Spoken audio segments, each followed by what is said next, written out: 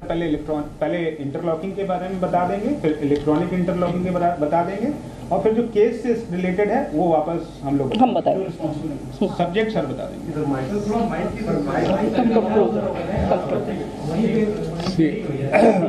आप लोगों की सबों की जानकारी के लिए मैं सबसे पहले आपको ये बताना चाहूँगा, मैं संदीप माथुर हूँ, I am principal executive director signalling जी। जो हम लोगों के कोई भी स्टेशन होता है जिसमें आपने देखा कि दो लाइनें जो जा रही हैं, एक अप और एक डाउन, उस स्टेशन पे दो और लूप लाइंस होती हैं। तो उस मेन लाइन पे अगर सीधा ट्रेन को चलना है तो कोई इशू नहीं है, बट अगर लूप लाइन में हमें ट्रेन को ले जाना है तो एक पॉइंट होता है जो कि इसमें आपको दिखाया हुआ है नक्शे में, उसके ऊपर तो उस पॉइंट को हमें ऑपरेट करना होता है जिससे वो आगे पीछे ट्रेन सीधी जाएगी या लूप में जाएगी। दूसरी चीज हम लोगों को ये डिटेक्ट करना होता है कि वो आगे की जो ट्रैक है वो ऑक्युपाइड है या अनऑक्युपाइड है। तो दो चीजें हो गई बेसिकली, एक पॉइंट और एक ऑक्युपेंसी ऑफ ट्रैक।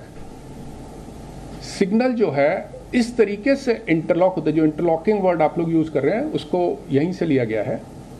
इस तरीके से इंटरलॉक होता है कि आगे की लाइन ऑक्युपाइड है नहीं ये पता चल जाए, और पॉइंट उससे सीधा ले जा रहा है या उसको लूप लाइन में ले जा रहा है ये पता चल जाए। तो जब पॉइंट सीधा ले जा रहा है और आगे का ऑक्युपाइड नहीं है तब वो सिग्नल ग्रीन होता है, और जब पॉइंट लूप में ले जा रहा होता है उसे और लूप लाइन क्लियर है तब वो सिग्नल येलो होता है और उसका रूट दिखाते हैं कि ये दूसरे रूट पे ले जा रहा है। तो ये इंटरलॉकिंग बेसिकली काम करती है। तो ये आप लोगों को इंटरलॉकिंग का बताया मैंने। बेसिकली एक सेफ वे में ट्रेन को स्टेशन से हम लोग ले जाएं, उसके लिए ये पॉइंट और डिटेक्शन यूनिट को सिग्नल से हम इस तरीके से इंटरलॉक करते हैं कि वो मूवमेंट उसको क्लियर रहे, कोई आगे ना हो, और उसको किस तरफ जाना है, में सीधा जाना है या लूप में जाना है ये पता चल जाए। और ये इलेक्ट्रॉनिक क्यों कहलाती है? ये दो तरीके से हम लोगों की इलेक्ट्रॉनिक भी हो सकती है ये, और नॉन इलेक्ट्रॉनिक भी हो सकती है। इस पर्टिकुलर स्टेशन पे इलेक्ट्रॉनिक इंटरलॉकिंग थी। जब ये इंटरलॉकिंग हम किसी कंप्यूटर बेस्ड सिस्टम से हम लोग करते हैं, वो उसमें ये डिफाइन हो जाता है कि आगे का ट्रैक ऑक्युपाइड है या नहीं, वो हम इलेक्ट्रॉनिकली पता करते हैं और उसमें आपस में इंटरलॉकिंग करते थे, तब इलेक्ट्रॉनिक इंटरलॉकिंग कहलाती है। और कई जगह पे हम लोग रिलेस से ये इंटरलॉकिंग करते हैं, और कई जगह पे अभी भी कुछ स्टेशन पे, कहीं पे नहीं कहूँगा, अभी सिर्फ आउट ऑफ 7000 स्टेशन, कुछ 100 स्टेशन पे लीवर्स के थ्रू हम ये लोग इंटरलॉकिंग करते हैं। तो ये इंटरलॉकिंग है, और इस पर्टिकुलर स्टेशन पे इलेक्ट्रॉनिक इंटरलॉकिंग थी। मतलब कंप्यूटर बेस्ड है, कंप्यूटर बेस्ड है। और जो लोग इसके लिए रिस्पॉन्सिबल है, क्या उनको चिन्हित कर लिया गया है, उनको पहचान हो गई है? I answer that. मैं बताती हूँ आपको। Just supplementing this question, can there be a malfunction in this, and how is it possible if it can be a malfunction or not? Let us answer both the questions. One, it is supposed to be tamper proof. It is supposed to be error proof. उसका exact word बता देता हूँ। बताओ। It is called as fail safe system. मतलब it will fail on a safer side. ठीक है, अगर fail भी हो गया तो सिग्नल लाल हो जाएगा, मतलब गाड़ी रोक दो बेसिकली। अगर फेल हुआ तो उसमें फेल सेफ सिस्टम है। फेलियर कंप्यूटर समझता है, लॉजिक समझता है, और उसको डिटेक्ट करेगा अगर कि यहाँ पे कोई फेलियर है तो वो सारे सिग्नल लाल हो जाएंगे, फेल सेफ हो जाएगा, और गाड़ियाँ बंद हो जाएंगी कि पहले आप रुक जाइए, लेट अस चेक क्या प्रॉब्लम है, तभी आप आगे जाइए। तो ये फेल सेफ सिस्टम है as far as the tampering and the error part of it is concern. But however, as it is being suspected, there was some kind of a problem in the system. Whether it was a physical error, कि मान लीजिए, मैं आपको सिर्फ मैं इस particular case के संदर्भ में नहीं बता रही हूँ, अगर possibilities of what can go wrong. Supposing किसी व्यक्ति ने वहां पे आसपास कुछ खोद दिया बिना ये देखे कि वहां पे केबल जा रहे हैं कि नहीं जा रहे हैं, कुछ अगर काट दिया। अक्सर देखेंगे आपकी कुछ काम चल रहा है, रोड बन रही है, कुछ हो रहा है, पेवमेंट बन रहा है, और अगर बिना उसने जानकारी के, बिना उचित परमिशन के वहां पे काम किया, पॉसिबल है कि केबल कट जाए, या इस तरह की चीजों से प्रॉब्लम आ सकती है सिग्नलिंग में। या किसी ने उसमें कुछ मतलब कोई शॉर्ट सर्किट हो गया या कहीं ज्यादातर ऐसी चीजें होती नहीं है, नॉर्मली इस तरह का नहीं होता, बट एक मशीन है ये, चाहे वो इलेक्ट्रॉनिक मशीन हो चाहे मैकेनिकल मशीन हो, कोई भी मशीन फेलियर प्रोन होती है। एक मतलब 99.9% कोई फेलियर नहीं होगा, पर एक 0.1% चांस मशीन में फेलियर का होता है। तो वो पॉसिबिलिटी तो हमेशा ही है हर तरह के सिस्टम में। हाँ, इधर आकाश सर, ये आकाश की पहचान हो गई है क्या? जो आपका एक क्वेश्चन हो गया, प्लीज वन क्वेश्चन फोकस। वही क्वेश्चन था उसका सवाल। वो मैं बता देती हूँ, वो लोगों की पहचान प्राइमा फेसी हो गई है, लेकिन हम आपके साथ CRS इंक्वायरी के बाद ही शेयर करेंगे। Ma'am, I know that detailed investigation is underway, but the question is, as far as I know, there are several conditions that need to be fulfilled for the interlocking and the signaling. Right. The question is whether the train went on to loop line when the signal was given for the up line. If yes, then whether it derailed first and then dashed into the goods train, or first it dashed into goods train and that got derailed. Yes, that is a very good question. That is exactly what we have been trying to identify. ठीक है, नहीं आप सुनिए, please have a little patient, I will explain in detail. ये हादसा हो गया, उसके बाद हम लोगों ने सब उसमें इन्वेस्टिगेट करना और समझने की कोशिश शुरू की। ठीक है, एक बार हादसा हो गया, आपने सबने तस्वीरें देखी हैं, कुछ लोगों ने शायद फिजिकली भी देखा हो कि वहां पे क्या हालत है सिचुएशन। एक एक पटरी उखड़ गई है, एक एक पॉइंट उखड़ गया है, गाड़ियां डिब्बे सब एक के ऊपर अगल बगल यहाँ वहां छितराए हुए हैं। इसलिए ये भी कहना कि पॉइंट क्या मेन लाइन के लिए सेट था कि लूप लाइन के लिए सेट था, वो भी एक आसान जवाब नहीं है वो लेकिन उसका जवाब मिल जाएगा, वो जवाब CRS इंक्वायरी में निकल के आ जाएगा।